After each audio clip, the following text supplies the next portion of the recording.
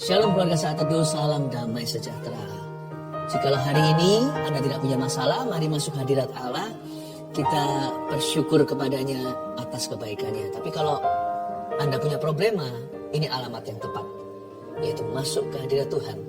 Di situ ada kelepasan dan ada jalan keluar. Di situ ada janji-janji Tuhan yang digenapi. Saya ajak kita untuk mendengarkan kesaksian dulu. Bagaimana orang-orang yang mengalami penggenapan janji satu persatu, mereka mengalami mujizat. Saya yakin hari ini pasti giliran Anda. Sebab Tuhan kita tidak berubah dahulu, sekarang, sampai selama-lamanya. Kevin Leoni. Shalom Pastor Philip. Pada beberapa waktu yang lalu saya mengikuti Saat Teduh bersama dengan topik memiliki hikmat untuk berbagai hal di hidupmu. Saat pastor katakan ada satu keluarga yang memiliki asma turun-temurun, semua sembuh dan lenyap penyakitnya, kami sekeluarga bergandengan tangan mengimani bahwa kami sembuh.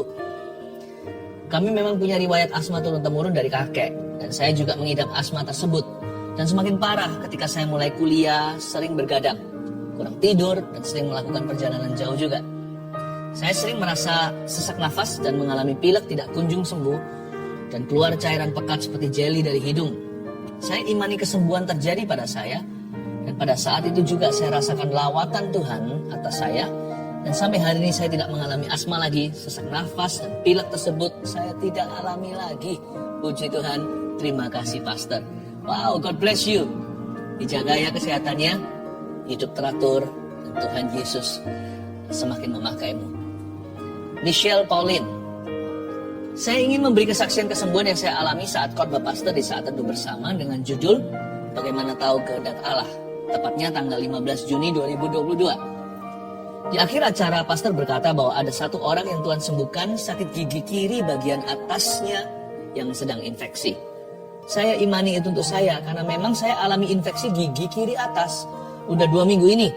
Dan saya udah bolak-balik dokter dan ronsen juga. Dokter mengatakan saya harus kenal root treatment, yang estimasi harganya sekitar 3,5 juta. Puji Tuhan, malam itu juga Tuhan Yesus sembuhkan saya dan gigi saya sembuh, tidak ada infeksi dan tidak sakit lagi. Puji Tuhan, Tuhan Yesus baik. Amin. Puji Tuhan, ya. Mujizatnya itu selalu nyata ketika kita minta. Dia berikan karena Dia itu mengasihi kita dan Dia murah hati. Gini, Shalom Pastor dan timnya. Saya ingin bersaksi bahwa Allah itu peduli. Berapa bulan yang lalu, tepatnya bulan April 2022. Saya menghadapi beberapa pergumulan di dalam pekerjaan. Salah satunya adalah menyebarnya berita yang tidak benar tentang saya yang dilakukan oleh rekan kerja. Ketika kejadian itu terjadi, 1 hari sebelumnya melalui Saat Teduh bersama dengan judul Jangan Panas Hati, Tuhan sudah mempersiapkan hati saya. Sehingga saat menghadapi kejadian itu, saya bisa jadi lebih tenang.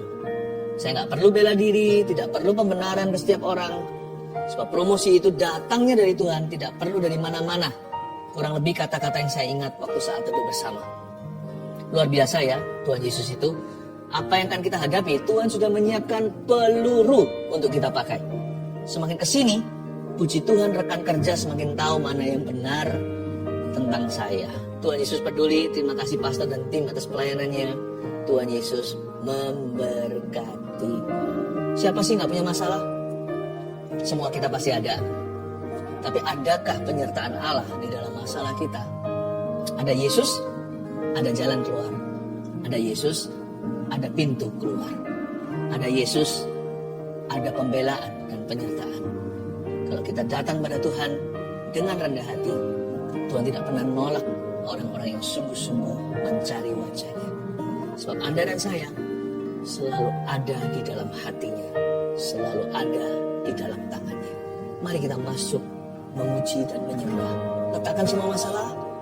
It's about Jesus now. Mari kita tinggikan Dia. Haleluya.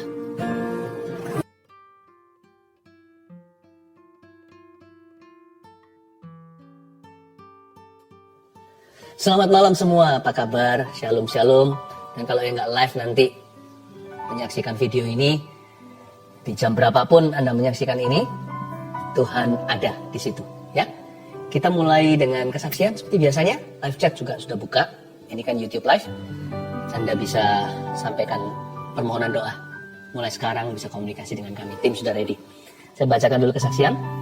Ini dari kesaksian saat teduh yang lalu, yang ini namanya indah. Bulan Juli salah satu saat teduh, Pastor Philip bernubuat bulan Agustus adalah bulan titik balik. Akan ada deal-deal yang dari Tuhan, akan ada jabat tangan sebagai tanda kesepakatan. Saat itu saya menerima dengan bingung, bagaimana caranya ya Tuhan, dalam waktu dekat ada rumah kami yang bisa deal. Usaha suami saya di dunia properti pengembang, dan saya adalah agen properti. Akhir Juli kira-kira tanggal 28, ada deal harga dan kami diberi DP salah satu rumah kami. Dan tepat bulan Agustus tanggal 6, kami ada jabat tangan di notaris, transaksi jual beli, seperti yang dinubuatkan Pastor Philip. Kemudian Pastor Philip doa minta perpanjangan waktu sampai bulan September. Dan benar-benar luar biasa Tuhan itu. Di akhir September kami deal harga lagi satu rumah yang lebih kecil.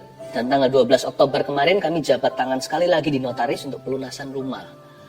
Padahal rumah ini sudah 3 tahun nggak bisa dijual. 3 tahun belum bisa terjual, tapi justru di saat pandemi malah bisa terjual dan cash lagi pembelinya. Dahsyat. Sungguh bersyukur buat apa yang Tuhan berikan kepada kami. Puji Tuhan. Saya senang sekali mendengarkan orang yang bersyukur ya. Tuhan itu baik. Yang ini kesaksian dari tim live chat, tim doanya. Jadi yang melayani nggak dilupakan ternyata. Give, it will come back to you. Ini agak panjang, kesaksian luar biasa. Kira-kira hampir 1 bulan saya sering gatal-gatal di seluruh badan, rasanya nggak enak, seperti panas, perih, sampai mau garuk-garuk saja. Puncaknya hari Senin, 12 Oktober tiba-tiba dilekukan tangan seperti pecah-pecah kering. Lalu mulai mengelupas perih, warna merah dan keluar darah dikit-dikit. Lalu di pergelangan tangan kiri dan semua lengan saya seperti ada kulit mengkerut dan berubah warna jadi coklat seperti kulit kering. Lalu tanggal 14 Oktober saya tugas live chat. Jadi nggak dengerin Ko Philip saat teduh. Tapi saat itu suami saya mengikuti saat teduh bersama Ko Philip. Malam harinya saya sudah tidur. Sama suami saya saat teduhnya diputar ulang lagi. Saat di akhir Ko Philip bilang, ada seseorang perempuan yang Anda punya alergi tertentu. Itu ditimbulkan oleh lemak dalam tubuh Anda. Karena badan Anda gemuk, lifestyle Anda tidak sehat.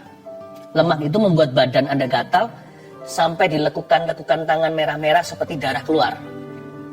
Dan Ko Philip bilang kalau Anda dijamah Roh Kudus saat ini dan Anda disembuhkan, dalam sebulan berat badan Anda akan turun sampai 5 kilo. Lalu malam itu Sandy Imani namanya nih, dan doakan bahwa itu saya dan saya pasti disembuhkan. Waktu pagi hari bangun tidur sama Sandy, saya diputarin saat teduhnya Ko Philip, dan waktu Ko Philip bernubuat buat orang yang sakit gatal-gatal, kita langsung toleh-tolehan. Sandy cuma bilang, kamu gak doa sama Tuhan masalah gatalmu itu, tapi Tuhan tahu detail loh, detail sekali segala yang kamu perlukan. Saya memang gak doa sama Tuhan masalah gatal yang saya alami, karena saya kira kulitnya kering saja karena jarang sekali punya waktu perawatan tubuh seperti dulu. #efek sibuk kerja. Terus juga jarang makan sayur. Saya baru sadar ternyata hal sekecil itu pun bahkan tidak saya pikirkan bisa jadi masalah kalau Tuhan tidak campur tangan. Tapi puji Tuhan, Yesus tahu apa yang saya butuhkan. Puji Tuhan, sekarang sudah nggak gatal lagi. Tangan yang bagian lekukan sudah kering, tidak merah-merah sampai seperti darah keluar. Lalu di lengan juga merah-merahnya sudah kering. Di pergelangan tangan juga perlahan kulit mengkerutnya memudar. Yang pasti sudah nggak perih lagi. Lalu yang lebih wow, berat badan saya setiap hari sedikit-sedikit turun. Belum drastis, tapi sekarang sudah 70 sampai 71 kiloan dari yang sebelumnya 76,4 kilo. Melalui kejadian ini saya belajar bahwa ketika kita belajar hidup sungguh dengan Tuhan, kita nggak usah khawatir tentang apapun, karena Tuhan sendiri yang turun tangan, yang cover kita hingga detil-detil hidup kita. Apa yang kita pikirkan, apa yang kita butuhkan, apa yang kita perlukan, bahkan sampai apa yang tidak kita pikirkan, yang tidak dilihat mata, tapi kita perlukan, Dia yang menyediakannya bagi kita. Vina dan Joel. Haleluya. Haleluya, saya terharu. Tuhan itu kerjanya dahsyat, nyata sekali. Hari ini giliranmu. Ayo bawa hati untuk menghadap Tuhan Yesus. Dan Insta Live juga sudah bergabung. Mari kita semua satukan hati, satukan iman, bahwa pengharapan kita yang pupus kepada Tuhan. Mari kita menyembah. Apa yang paling nikmat saat kita bersaat teduh? Yaitu kalau kita berdoa dan membaca firman bersama-sama dengan keluarga. Saya berharap Anda satu keluarga juga sama-sama sudah siap menerima firman Tuhan hari ini. Saya bacakan dulu kesaksian untuk menguatkan Anda sekalian, sehingga berkat Tuhan akan mengalir dengan limpah, bahkan di dalam rumah tangga setiap keluarga Saat Teduh tercinta. Saya bacakan ya. Herlianti memberi kesaksian begini. Sejak saat saya mulai ikut Saat Teduh bersama, saya merasakan mujizat Tuhan. Ketika pastor doakan orang yang asma dan infeksi saluran kantung kemih, saya imani. Dan tanpa sadar saya sering kambuh infeksi saluran kantung kemih. Ternyata setelah didoakan pastor, tidak pernah kambuh lagi. Saya percaya Tuhan Yesus sudah sembuhkan saya. Anak saya dulu, kalau dia batuk dan tidak cepat diberi obat, biasanya bisa sampai sesak nafas. Dokter pernah bilang itu asma. Namun sekarang asma itu sudah tidak kambuh lagi. Walaupun anak saya kena batuk, puji Tuhan Yesus, ya sudah sembuhkan kami. Terima kasih Tuhan, terima kasih Pastor Philip. Tuhan Yesus memberkati pelayanannya. Haleluya. Asma, batuk, sakit apapun, yang ringan maupun berat, dalam Kristus selalu ada harapan ya. Ibu Linda, saya didiagnosa positif COVID-19 di awal Juni 2021. Awalnya, saya tidak merasa gejala apa-apa. Ketika saya konsultasi dengan dokter penyakit dalam, tidak ditemukan tanda-tanda penyakit COVID-19 itu. Dan saturasi saya pun baik-baik saja. Namun rasa takut dan sakit serupa mah itu selalu muncul saat subuh. Sakit sekali rasanya, sampai-sampai saya kesulitan untuk bernafas. Suami saya yang berbeda kepercayaan mulai mendoakan saya dan meminta saya mempercayai keyakinannya. Namun saya menolaknya dan tetap teguh percaya bahwa Tuhan Yesuslah satu-satunya juru selamat. Suatu hari ketika saya menyaksikan Saat Teduh bersama, Pastor Philip Mantova bernubuat tentang seorang ibu yang minum obat penenang dan obat mah, ibu itu akan sembuh total. Saya dikuatkan dan beriman bahwa hal itu adalah nubuatan untuk saya. Semenjak hari itu, rasa sakit dan kekhawatiran berlebihan itu perlahan-lahan hilang. Dan saya sudah jarang minum obat lagi. Jiwa saya makin dikuatkan, terutama melalui persekutuan dalam CG. CG di sini cell group ya. Banyak orang memiliki masalah jauh lebih pelik dari saya, tapi kami semua dapat tetap saling menguatkan. Saya percaya hanya Tuhanlah andalan saya. Haleluya. Bukan hanya disembuhkan, tapi juga memperoleh komunitas rohani yang saling menunjang. Puji Tuhan ya, saya berdoa juga keluarga Saat Teduh tidak ada satupun yang yatim piatu rohani. Semua akan menemukannya. Saya percaya Tuhan memberi kita rumah, bukan hanya di sorga, tapi juga di bumi ini. Yaitu saudara seiman yang peduli. Elita Siregar. Shalom, saya seorang ibu rumah tangga yang selama 10 tahun dipercayakan Tuhan merawat seorang anak cerebral palsy. Selama 10 tahun itu pula saya terus melanjutkan kuliah. Bukan untuk berkarier, melainkan untuk meneliti anak saya. Pada 7 Juli 2021, anak saya meninggal. Saya hampir depresi. Saya merasa semua yang saya lakukan dan harapkan sia-sia dan ingin mati menyusul anak saya. Dalam kedukaan yang dalam tanpa sengaja, tayangan ulang siaran Saat Teduh bersama tentang bebas dari depresi muncul di YouTube. Saya skip, tapi muncul lagi dan lagi. Tanpa minat saya klik dan menonton tayangan itu. Di luar dugaan, firman yang disampaikan saat itu mengubah sikap hati saya. Saya kembali bangkit karena Tuhan belum selesai dengan saya. Kemudian saya ikut ujian CPNS pada tanggal 25 Desember 2021 dan dinyatakan lulus sebagai dosen di salah satu universitas negeri di Depok, Jawa Barat. Saat ini saya yang dahulu hanya seorang ibu rumah tangga telah mulai mengajar di tempat yang baru dan hingga saat ini saya adalah jemaat Saat Teduh bersama Pastor Philip. Haleluya. Puji Tuhan ya, saya hatinya berbunga-bunga kalau mendengarkan kesaksian seperti ini. Ingin segera mencium kaki Yesus dan berkata terima kasih, semua adalah karena perbuatanmu. Kalau orang lain ditolong, keluarga kita juga. Mari kita masuk ke hadirat Allah. Come on guys, let's worship Jesus together.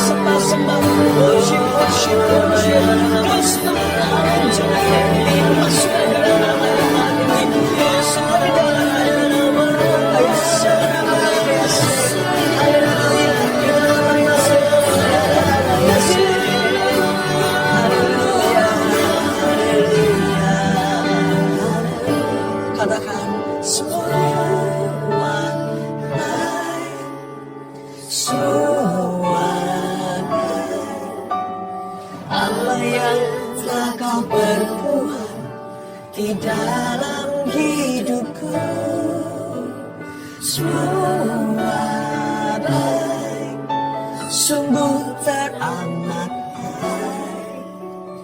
Kau jadikan hidupku berarti, kau jadikan hidupku berarti, kau jadikan hidupku berarti. Apapun yang terjadi dalam hidup kami mau mengaku dan mengakui, oh Yesus, kau baik, selalu baik, tetap baik, forever baik. Terima kasih, engkau begitu baik dalam hidup kami. Sekalipun kami belum mengerti segala sesuatu maupun setiap jalan-jalan-Mu, kami percaya dengan iman dulu segenap hati. Kami yakin Tuhan, kau pegang kendali. Thank you. Kami punya juru selamat yang hidup yang tidak pernah meninggalkan kami dalam suka maupun duka. Yesus, we love you. Terimalah kasih sayang, cinta dan pujian dari keluarga Saat Teduh. Kami semua. Sembunyikan hamba di balik salib-Mu dalam nama Yesus. Haleluya. Amin. Puji Tuhan. Saya ingin menyampaikan sebuah firman dengan judul ini. Judul ini sendiri pun akan merema di hati. Juru selamat semua masalahku. Kita buka sama-sama di Matius 11. Ambil catatan seperti biasanya. Ini adalah firman yang sangat terkenal, ajakan juru selamat. Tapi tema kita hari ini menjadi juru selamat semua masalahku, untuk mengingatkan kita bahwa dalam setiap permasalahan kita nggak sendirian. Enak ikut Yesus. Ikut Yesus bukan berarti free atau bebas dari problema. Tetapi kalau kita mengikut Yesus, kita bukan punya agama. Kita memiliki penyertaan namanya Immanuel, ya kan? Tuhan beserta kita. Enaknya di mana ikut Tuhan Yesus? Suka duka, Dia selalu ada di sisi kita. Dia ada di dalam kita. Dan Dia ada di dalam setiap masalah hidup kita. Juru selamat semua masalahku ayat 25, Matius 11 ayat 25. Saya bacakan dulu. Pada waktu itu berkatalah Yesus, aku bersyukur kepadamu Bapa, Tuhan langit dan bumi, karena semuanya itu Engkau sembunyikan bagi orang bijak dan orang pandai. Tetapi Engkau nyatakan kepada orang kecil. Ya Bapa, itulah yang berkenan kepadamu. Semua telah diserahkan kepadaku oleh Bapakku, dan tidak seorang pun mengenal anak selain Bapa, dan tidak seorang pun mengenal Bapa selain anak, dan orang yang kepadanya anak itu berkenan menyatakannya. Marilah kepadaku semua yang letih lesu dan berbeban berat. Aku akan memberi kelegaan kepadamu. Pikulah kuk yang kupasang, dan belajarlah padaku. Karena aku lemah lembut dan rendah hati, dan jiwamu akan mendapat ketenangan. Sebab kuk yang kupasang itu enak, dan bebanku pun ringan. Saya ulangi lagi ayat 25, saya jelaskan. Pada waktu itu, ini waktu apa? Kalau kita baca ayat-ayat sebelumnya, Yesus mengalami penolakan demi penolakan. Ternyata anak Allah, Mesias kita juga mengalami berbagai macam problema. Tapi beliau alami itu lalui untuk kita. Sebagai juru selamat kita, dia sudah dicobai di segala langit. Tiap level kehidupan. Tapi dia tidak berdosa. Yesus tanpa dosa bisa menjadi pengorbanan untuk menghapus dosa kita. Tapi Tuhan Yesus merasakan lapar. Merasakan ditampar. Merasakan juga dikhianati. Merasakan dibenci, difitnah. Tuhan lalui semuanya itu. Bahkan oleh keluarganya sendiri. Yang kurang paham akan ministri pelayanan Tuhan waktu itu, mereka seringkali tidak percaya apa yang dia lakukan. Sehingga Yesus pernah berkata, musuh orang itu adalah anggota keluarganya sendiri. Bukan Yesus yang memusuhi. Mereka yang tanpa sengaja, secara tidak langsung memusuhi Yesus. Agak sedikit menghina saudara-saudaranya dari pernikahan Yusuf dan Maria.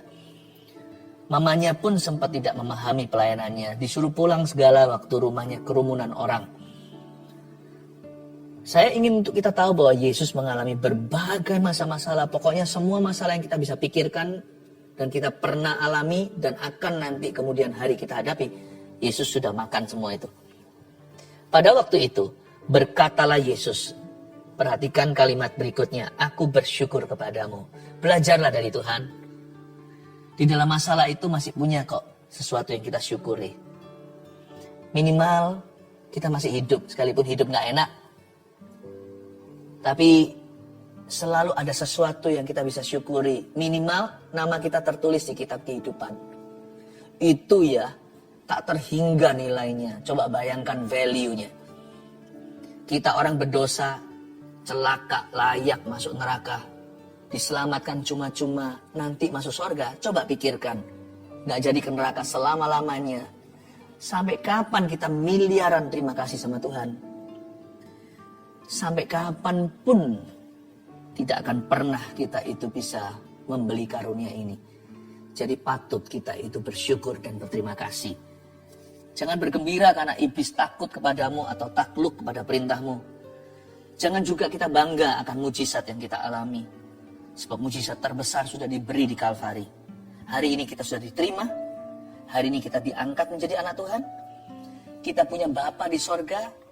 Udah dianggap anak sendiri padahal orang berdosa gara-gara Yesus dan pengorbanannya. Kita punya juru selamat, Immanuel yang beserta. Aduh, mungkin kita tidak punya segala sesuatu. Mungkin hari ini kehidupan kita mengaduh. Mungkin kita mengalami penderitaan tertentu. Tapi siapa punya Yesus punya segala sesuatu. Meskipun kita belum punya segala-galanya. Tapi kalau kita punya Yesus dan kita dimiliki oleh Yesus, kurang apa lagi? Tak akan kekurangan aku jikalau engkau gembalaku. Yesus berkata gini, ketika Yesus sendiri sebagai anak manusia diuji. Aku bersyukur kepadamu, Bapa, Tuhan langit dan bumi. Yesus waktu itu menyebut Bapa di sorga, Bapa, Tuhan langit dan bumi.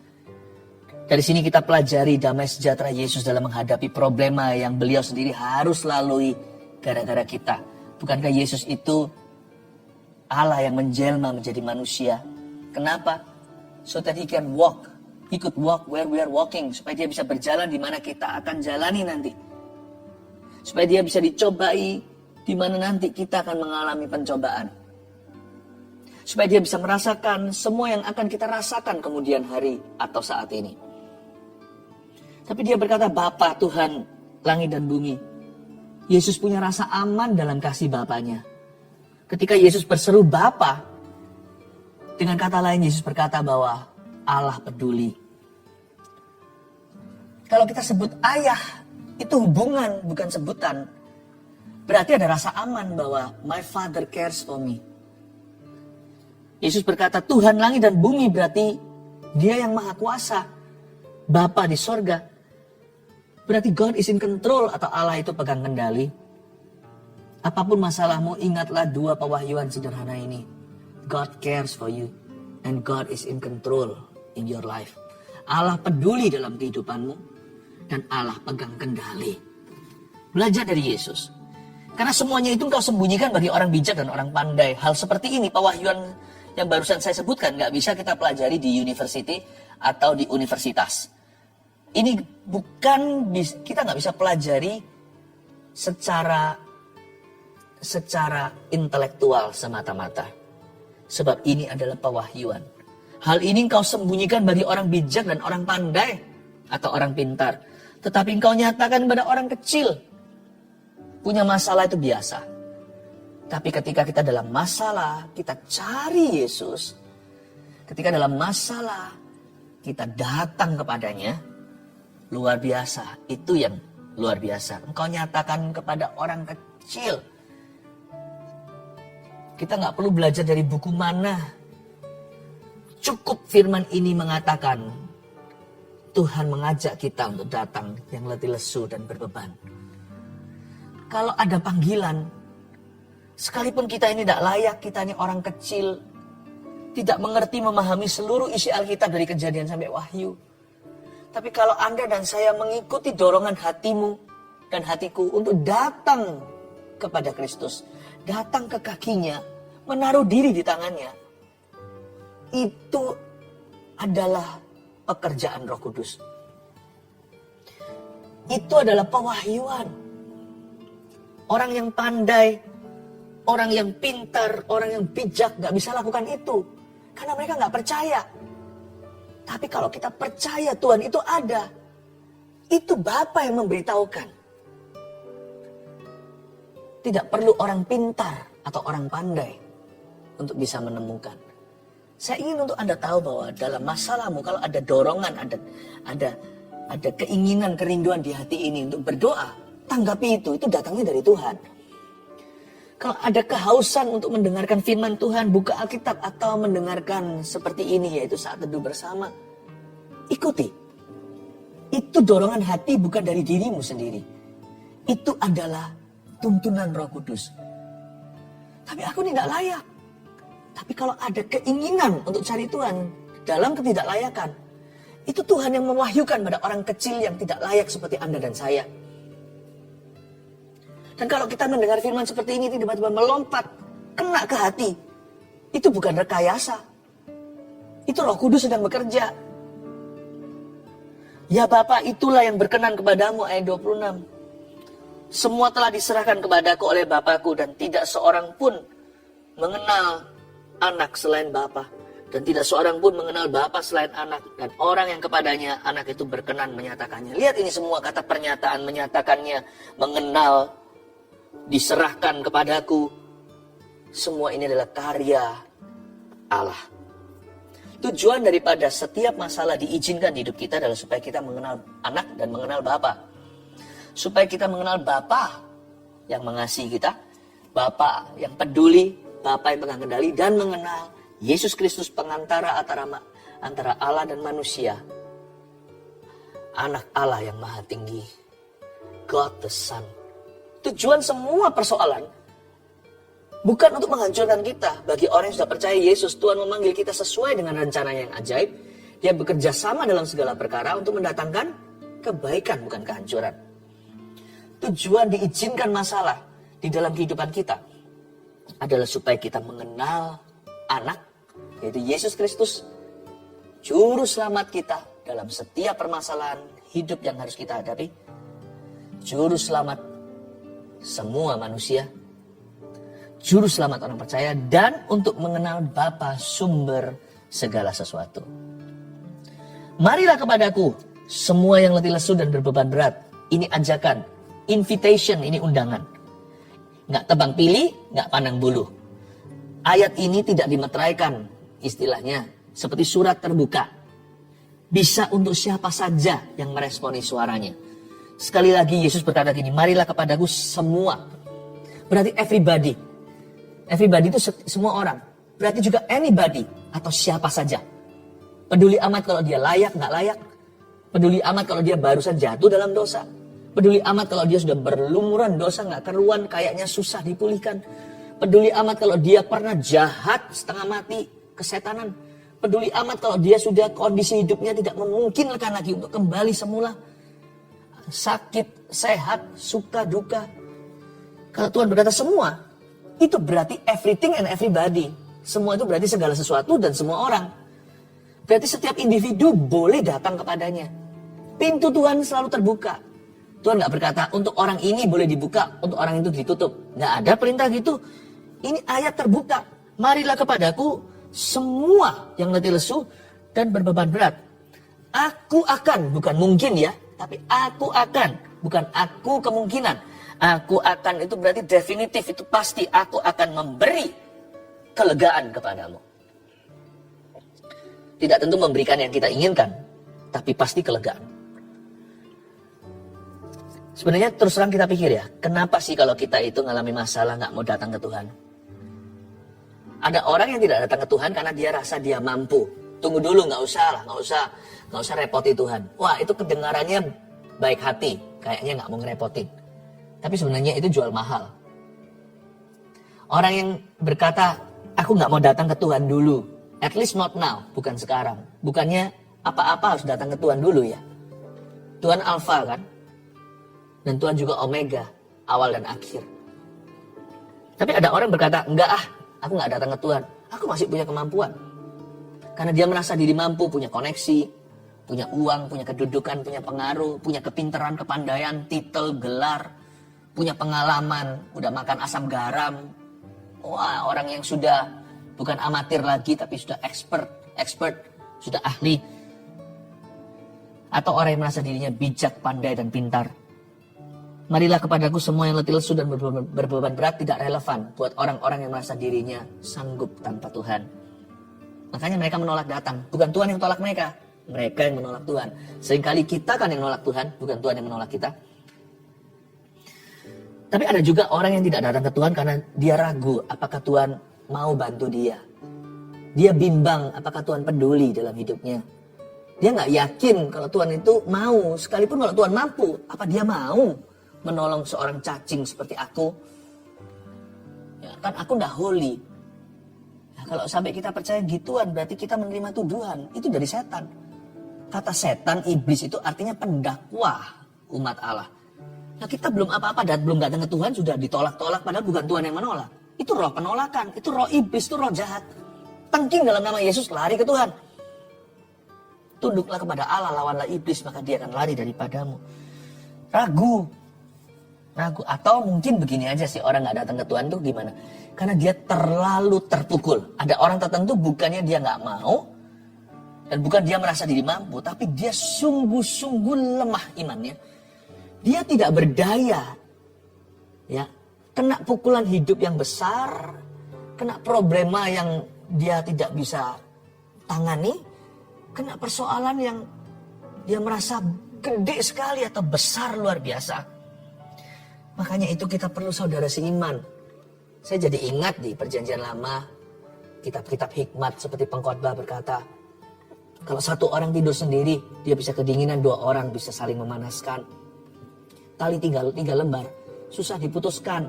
Kalau hanya satu saja, gampang patah. Coba pikirkan, pada waktu kita nggak datang ke Tuhan karena apa? Ada orang yang ketika mengalami masalah, udah langsung give up.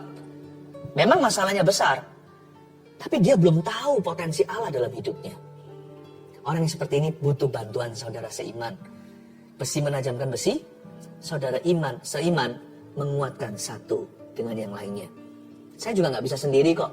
Saya punya tim yang luar biasa. Orang-orang yang setia. Kita nggak bisa sendirian. Ayo, jangan kita menjadi domba yang berada di pinggiran, jauh dari kawanan. Kalau Anda belum tertanam di mana-mana, cari gereja. Gereja nggak sempurna, saya tahu. Tapi di dalam gereja yang benar akan saling menyempurnakan. Saya dorong Anda ya. Di tempat kami ada CG namanya. Kalau Anda mau bergabung juga, nanti tulis aja di formulir. Itu pendaftaran CG nanti kan ada di setiap platform media kami. Saya dorong Anda untuk sungguh-sungguh cari community. Karena ada orang kena masalah langsung hilang. Ini juga masalah kita. Kita izinkan problema kita menjadi titik cerai kita sama Tuhan. Yesus itu bisa bantu aku sampai kilometer sekian. Lebih dari ini, bye-bye Yesus. Aku gak mau jalan denganmu. Bukannya justru semakin berat masalahmu, semakin gak ada jalan keluar, semakin butuh Tuhan. Malah justru ada ayat begini kan. Rasul Paulus menulis di Roma pasal 8. Siapa bisa memisahkan kita dari kasih Kristus? Maut, pedang, roh jahat, apa yang di bumi, atau yang di bawah bumi, atau yang di langit, atau penderitaan, atau ketelanjangan, atau kelaparan. No, dia berkata, tidak. Semua ini tidak bisa memisahkan kita dari kasih Kristus. Dan kita akan menjadi lebih dari pemenang. Bukannya justru semakin berat masalahmu, semakin butuh Yesus. Jadikan Yesus menjadi juru selamat semua masalahmu. Dan juru selamat semua masalahku. Dan Bapa di sorga itu menjadi sumber semua yang baik. Semua yang baik. Apa yang kau perbuat dalam hidup anak-anakmu. Jangan ada titik cerai sama Tuhan. Jangan izinkan problema menjadi perpisahanmu dengan Tuhan. Jangan izinkan masalah menjadi goodbye dengan Allah Bapa. Semakin berat, semakin terpuruk dirimu, semakin gede, semakin besar goliatmu, semakin butuh Tuhan Yesus, semakin butuh mujizatnya. Justru waktu kita mau give up, mau nyerah itu, jangan-jangan kita udah di ujung tanduk sebuah mujizat terjadi. Terkadang mujizat itu baru kejadian setelah kita merasa di titik darah penghabisan, di ujung tombak kekuatan. Disitulah rescue datang dari Tuhan atau pertolongan. Don't give up. Again ya, saya perlu tekankan lagi. Do not let your problems be your divorce with God. Jangan izinkan problemamu, masalahmu, persoalan hidupmu menjadi perceraianmu dengan Tuhan. Malah justru tidak boleh terpisahkan. Siapa bisa memisahkan kita dari kasih Kristus? Jawabannya tidak ada. Pikulah kuk yang kupasang. Ayat berikutnya. Dan belajarlah padaku. Karena aku lemah lembut dan rendah hati. Dan jiwamu akan mendapat ketenangan. Ini luar biasa. Kalau orang dapat punya beban yang berat, kok malah dikasih kuk yang dipasang? Kuk itu apa sih? Kuk itu loh yang untuk kerbau membajak. 2 kerbau, 2 hewan, kasih 1 kuk di pundaknya supaya mereka bersatu seirama membajak sawah. Kok aneh sih Tuhan?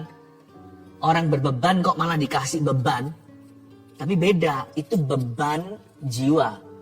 Yang tadi pertama itu adalah beban yang keluar dari tekanan kehidupan. Tapi kuk yang dipasang oleh Tuhan ini tidak sama. Ini artinya tanggung jawab ilahi. Instead, Tuhan akan memberi kita fokus yang lain. Bukan ke persoalan hidupmu, bukan ke problema sendiri. Tuhan akan memberi kita sebuah responsibility. Tuhan akan ingatkan kita tanggung jawab yang baik dalam hidup kita. Dan segala tanggung jawab yang benar, yang datangnya dari Tuhan. Itu Tuhan akan kasih. Aneh. Waktu kita bukan fokus ke masalah kita. Misalkan kita dikasih Tuhan tanggung jawab untuk jaga seorang saudara seiman yang sedang mengalami sebuah masalah, kita jadi lupa, minimal setengah lupa dengan masalah kita. Instead of mengeluh, bukannya kita menggerutu, malah kita berdoa untuk orang itu, tanpa disadari, aku jadi kuat untuk berdoa bagi masalahku sendiri. Karena kuk yang Tuhan pasang itu ringan. Kuk yang dipasang oleh Tuhan itu membuat kita jadi belajar dari Dia yang lemah lembut dan rendah hati. Tuhan kalau mau solve atau menyelesaikan masalah kita, nggak tentu harus dengan langsung menyelesaikan masalah kita. Terkadang Tuhan mau selesaikan masalah kita dengan membawa kita dulu pikiran dan hati keluar dari masalah hidup kita. Tuhan kasih kita beban ilahi yang datangnya dari atas dan untuk tujuan lebih tinggi. Dan ternyata itu justru mendatangkan ketenangan. Orang yang cari ketenangan malah berakhir dalam kecemasan, overthinking, anxiety. Tapi orang yang mencari Tuhan malah beroleh ketenangan. Sekalipun Tuhan tidak tentu langsung address atau bicara tentang masalahnya, Tuhan kasih dia beban after beban untuk orang lain, berdoa untuk sesama. Dikasih Tuhan beban pelayanan. Pelayanan bukan pelarian tapinya. Tapi kalau disambut dengan hati yang benar, pelayanan itu berkat. Malah dikasih kekuatan. Dan kuk itu waktu dipasang pertama-tama, dia hanyalah berat di depan. Tapi lama-lama kita terlatih ototnya. Coba lihat itu kerbau pembajak sawah. Itu beda dengan wagyu yang dimakan, yang dipijit-pijit itu, teknologi yang dikasih minum makan yang paling berkualitas. Tujuannya kan disembelih supaya dagingnya marblingnya kelihatan, supaya dagingnya itu seperti marmer gitu. Wah, fatty, penuh dengan lemak. Itu yang mahal. Tapi kerbau yang dikasih kuk untuk membajak bukan lemak. Yang ada adalah otot-otot semuanya. Coba kita tukar tempat. Yang wagyu suruh membajak sawah dengan kuk itu, mati dia. Belum sampai membajak sawah, tengah jalan dia nggak kuat. Tapi yang kerbau dimasak nggak enak. Dagingnya terlalu keras. Apa maksudnya?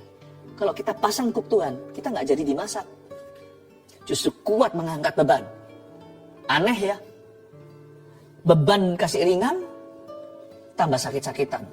Dikasih beban dari Tuhan, dikasih kuk dari Tuhan Yesus, malah otot rohaninya keluar semua, jadi gagah perkasa. Jiwaku akan mendapat ketenangan. Lalu ayat 30, sebab kuk yang kupasang itu enak, dan bebanku pun ringan. Terus terang, kuk tidak pernah ringan. Bukan cooknya yang jadi enteng, tapi kitanya yang tambah kuat. Perbedaannya di sana. Bukan kalau kita lihat zaman sekarang di metropolitan nggak kelihatan. Tapi kalau kita pergi ke desa atau pedesaan, kita akan melihat kan, sekali-kali kita beruntung melihat ada petani membajak sawah dengan kerbaunya. Kayaknya enteng ya, coba diangkat, itu berat. Itu enteng karena kerbaunya kuat. Kita justru menjadi kuat, bukan cooknya jadi ringan. Tadinya kita hidup bagi diri sendiri, segala sesuatu berupa keluhan. Tapi setelah Tuhan memberi kita cook, fokus kita kepada tanggung jawab kita terhadap kerajaan Allah. Wow, tanpa terasa, masalahku pun terasa lebih enteng sekarang. Padahal persoalannya masih belum selesai, tapi kitanya sudah menjadi orang yang diurapi. Kita sudah menjadi orang-orang yang tabah. Kita menjadi orang yang bersyukur. Dan bahkan Tuhan berikan solusi. Saya kasih 3 poin untuk review apa yang kita pelajari. Juru selamat semua masalahku. 1. Semua orang dan semua masalah boleh datang kepadanya. Jangan tebang pilih, jangan pandang bulu, jangan pilih-pilih. Kalau mau datang ke Yesus itu all, everything, everyone, anyone, dan anything juga. All itu semua, siapa saja, semua orang, setiap permasalahan, semua problema boleh datang pada Tuhan. Semua orang dan semua masalah boleh datang kepadanya. Satu kata, bisa. Datang ke Yesus. Tapi masalahku terlalu besar. Nggak ada, Yesus lebih besar. Dia terlebih besar di dalamku dan di dalammu. 2. Tanggung jawab yang baik menghasilkan damai sejahtera. Malah justru jangan lari dari tanggung jawab ketika kita dalam problema. Masalahnya belum pergi, jangan jadi lumpuh sama sekali, lalu tidak melakukan itu, tidak melakukan ini. Apa yang merupakan tanggung jawabmu, peranmu yang dari Tuhan? Berfungsilah sebagai suami, tetap berfungsi sebagai mama, ibu rumah tangga, istri. Atau kalau Anda career woman atau wanita karir, tetap lakukan pekerjaanmu. Ya, jangan menunggu mujizatmu, percaya dengan iman, terus berharap, tapi jangan pasif menanti. Lakukan bagianmu.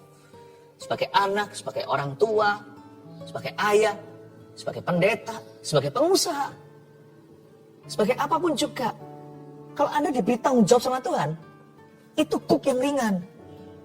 Bukan enteng maksudnya, tapi justru gara-gara kita fokus lakukan tanggung jawab kita, kita jadi tabah menghadapi masalah.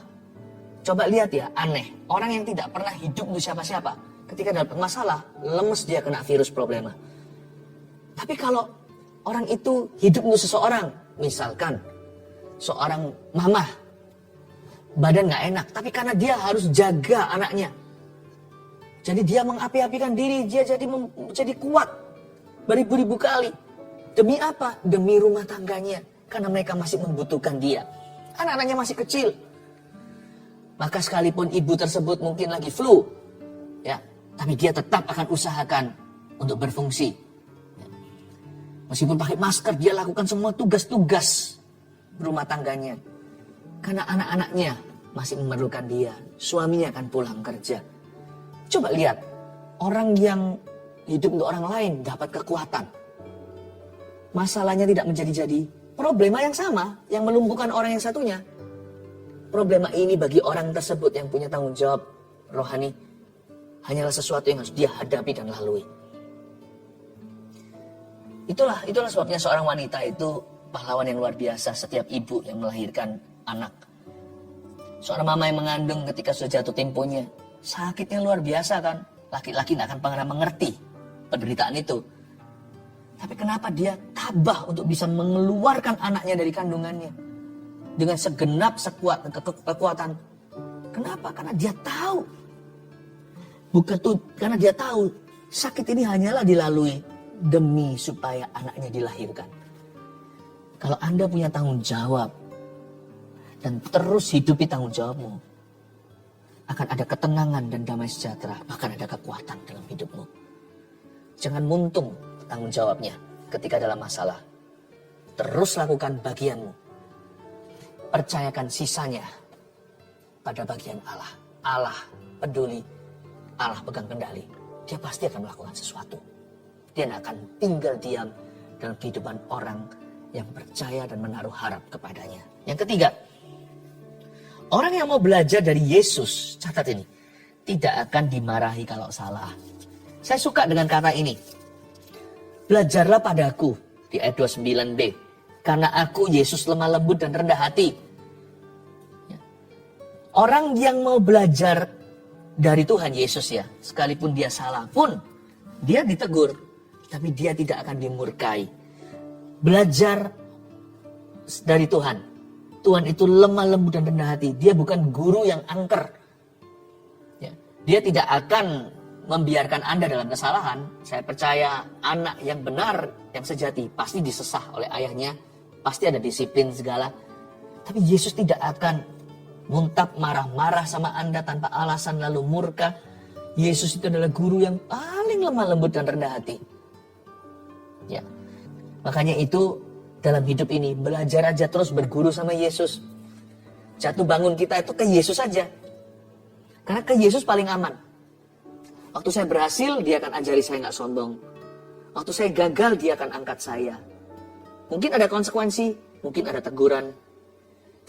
Tapi satu hal yang pasti, Tuhan tidak akan pernah membenci. Tuhan tidak pernah hate me. Tidak pernah membenci saya. Saya yakin menjadikan juru selamat Yesus sebagai juru selamat semua masalah kita adalah sebuah keputusan paling smart. Karena tidak ada mentor seperti Yesus. Waktu kita di dalam problema, hanya dia yang bisa angkat kita ketika jatuh, hanya dia bisa jaga kita ketika kita sukses. Juru selamat kita, segala musim kehidupan, hanya satu perguruan. Yesus Kristus, guru besarku. Tuhan Yesus, my master, my teacher. Dan belajar dari Tuhan itu tidak pernah dimarah. Kalau saya salah, saya ditegurnya. Tapi Tuhan akan selalu menunjukkan kasih in the end. Dan Tuhan akan menuntun saya pada kebenaran. Alkitab selalu berbicara, orang lain diutusnya untuk mendidik saya. Pengalaman hidup pun akan banyak shaping me atau membentuk atau akan mengajar saya. Kadang-kadang kalau memang ada hukuman dari Tuhan pun itu untuk kebaikan. Karena Tuhan tidak pernah menghukum kita anak-anaknya dari murka. Tuhan selalu menghukum kita dari kasih dan dari sebuah rencana untuk memulihkan. Karena itu saya mau jadikan Yesus forever juru selamatku dalam segala sesuatu dan setiap persoalan hidupku. 1, 2, 3. Yesus juru selamat semua masalahku. 1, semua orang dan semua masalah boleh datang kepadanya. 2, tanggung jawab yang baik dalam hidup kita menghasilkan damai sejahtera. 3, orang yang mau belajar dari Yesus sekalipun gagal tidak akan dimarahi kalau salah. Tuhan akan menuntun kita ke dalam kebenaran. Mari kita datang kepada Yesus, membawa hidup dan hati kita. Setiap kali saya menyanyikan lagu yang liriknya Tuhan Yesus adalah gembala kita, tidak bisa tidak saya membayangkan Tuhan menggendong seekor domba. Saya bahkan pernah gambarkan dan lukiskan. Tuhan itu menggendong seekor domba, yaitu Anda dan saya. Kalau Anda belum pernah menerima Yesus atau Anda sudah menerima Tuhan tapi masih mendua hati, saya ajak Anda untuk ayo sepenuh hati terima Yesus sungguh-sungguh, jangan separuh-separuh, jangan setengah-setengah. Karena saya merasakan dalam roh saya ada di antara keluarga saat tadi yang masih mendua hati. Kalau Anda sudah punya iman sama Kristus, buang semua yang superstisi. Ramalan itu, ramalan ini. Ngapain kalau kita sudah punya firman? Janganlah Tuhan dimadu. Ada juga yang masih menyembah buatan tangan manusia. Masih disimpan yang gituan. Padahal sudah terima Yesus, bahkan sudah dibaptis. Hanya karena itu tradisi nenek moyang. Tenanglah, yang lebih cinta nenek moyang Anda dan saya adalah Tuhan yang menciptakannya. Itu nenek moyang bagi kita. Bagi Tuhan itu semua adalah ciptaan dan anaknya. Anda serahkan. Anda belajar untuk mengikuti Yesus. Saya kok rasa didorong oleh Roh Kudus untuk mengatakan, udah singkirkan, kembalikanlah barang-barang itu. Dulu Anda dapat dari mana? Kembalikan ke sana. Udah jangan miliki, jangan punya barang-barang begitu lagi. Karena itu mendukakan hati Roh Kudus. Saya ajak Anda untuk terima Yesus yang belum sungguh-sungguh terima Tuhan. Atau yang setengah-setengah, separuh-separuh tadi. Ayo letakkan tangan di dada kita. Ikuti saya berkata, Tuhan Yesus, aku rindu menjadikanmu juru selamat hidupku dalam semua masalahku. Mulai hari ini kau jadi satu-satunya Tuhan dan juru selamatku yang ajaib. Bapa, terima kasih Engkau mengasihi aku, Engkau peduli.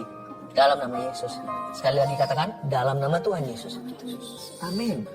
Anda sudah berdoa, ini adalah mujizat terbesar. Sesuatu terjadi dalam dirimu ketika hatimu percaya, mulutmu mengaku.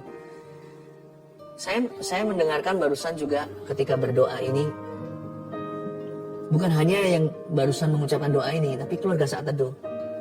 Banyak sekali yang sakit GERD atau asam lambung itu disembuhkan Tuhan saat ini di dalam nama Yesus Kristus. Kalau Anda punya masalah di area ini, ulurkan tangan aja ke depan. Saya akan berdoa. Roh Kudus katakan gastrik yang akut sudah menjadi kronis. Bukan hanya parah, tapi sudah lama parah. Tuhan sembuhkan semua. Saya melihat seperti ada dinding yang banyak merah-merahnya. Mungkin itu adalah pencernaan Anda. Saya lihat dinding ada banyak bercak-bercak merahnya. Dan itu akibat asam lambung dan yang berlebihan. Itu akibat daripada gastrik di dalam dirimu. Aku tengking reflux semua arus balik membuat orang itu muntah pada malam hari. Diam-diam gak ngapa-ngapain, tengah malam bangkit lalu lari ke WC. Muntah tumpah. Aku tengking dalam nama Yesus penyakit ini tidak akan mengganggu orang itu lagi. Semua yang berurusan dengan alam asam lambung sekarang aku patahkan di dalam nama Yesus Kristus. Banyak orang yang gastrik, banyak orang yang GERD sekarang sembuh. Detik ini juga, di saat teduh bersama sekarang ini, many of you are getting healed. Banyak yang disembuhkan dalam nama Yesus Kristus. Ada satu keluarga yang barusan seperti terpukul dan ditampar dengan sangat keras. Dan sebuah berita bahwa salah satu anggota keluarga itu terdiagnosa kanker. Jadikan Tuhan juru selamat dalam masalahmu ini. Ingat kau punya pegangan, dear family. Satu keluarga. Ini untuk satu keluarga yang barusan aja merasa Tuhan tiba-tiba lenyap dalam hidup mereka ketika ada bad news. Dan seorang yang mereka kasih di dalam keluarga itu sudah divonis kanker.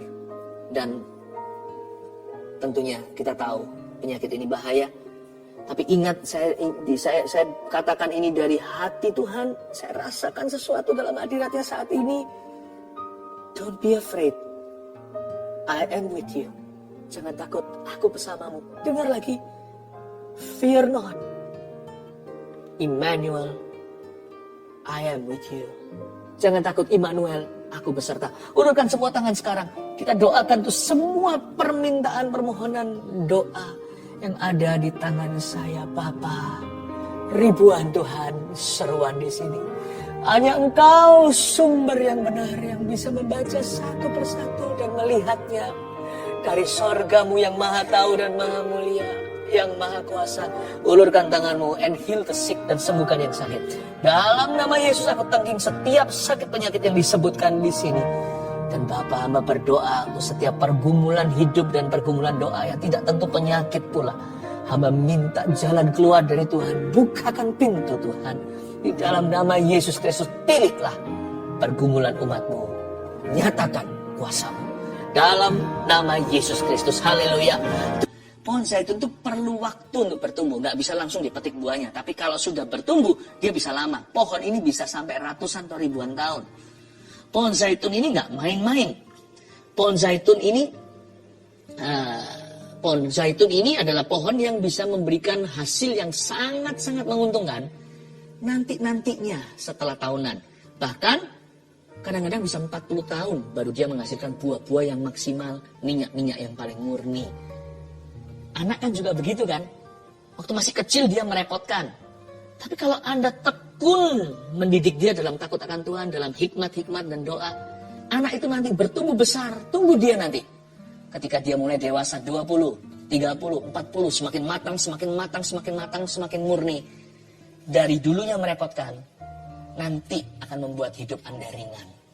Anak yang bijaksana meringankan hidup ayah ibunya. Anak-anakmu seperti tunas pohon zaitun di sekeliling mejamu. 1, 2, 3. Keluarga yang bahagia itu seperti apa? Yang kepala keluarganya takut mendukakan roh Allah. 2, yang istrinya penuh kasih dan kaya dalam perbuatan baik. 3, yang anak-anaknya bertumbuh dalam kebenaran firman. Saya percaya Anda diberkati. Amin. Mari kita sama-sama kembali menghampiri tahta Allah. Haleluya. Saya merasakan dalam roh saya ada sebuah seruan. Saya tahu itu bukan Roh Kudus tapi roh saya. Tapi kalau saya dekat sama Tuhan, saya percaya apa yang diutarakan oleh roh saya pun Tuhan akan dengarkan. Ada kata-kata menjerit begini. Keluarga Saat Teduh kali ini akan berhasil. Untuk keluarga Saat Teduh yang ingin ada program untuk punya anak, dibantu dengan medis, dan bahkan dokternya pun adalah seorang anak Tuhan. Don't worry. Seruan dalam roh saya dengarkan, kali ini akan berhasil. Saya berdoa dalam nama Yesus, Tuhan bisa memberikan lewat mujizat. Tapi kadang-kadang Tuhan memberikan sesuatu yang progresif. Ada waktunya Tuhan memberikan secara supranatural. Juga datang saatnya di waktu kita kadang-kadang sesuatu yang alami terjadi lewat pertolongan. Itu pun pertolongan Tuhan, segala pertolongan itu datang dari Tuhan. Keluarga Saat Teduh yang sedang memprogramkan untuk bayi, kali ini kau akan berhasil. Dalam nama Yesus.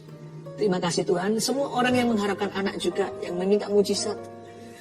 Sekarang juga percaya suami istri yang belum dikaruniai. Tadi waktu saya kasih ilustrasi 9 tahun tadi, ternyata memang ada yang 9 tahun sudah menunggu, belum dapat.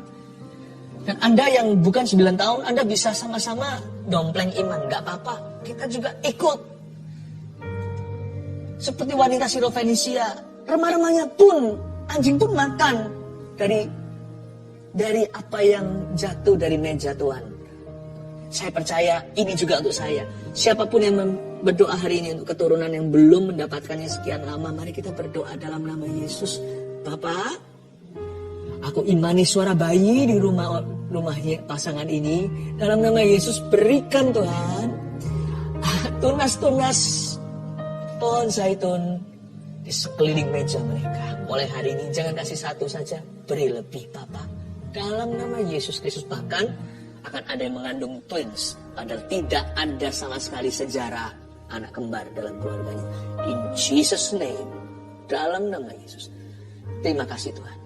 Kami mengucap syukur kepadamu semua yang memasukkan permohonan-permohonan doa lewat live chat dan komentar di kolom komen. Saya berdoa semuanya untuk mengulurkan tangan ya. Kita sama-sama mengulurkan tangan.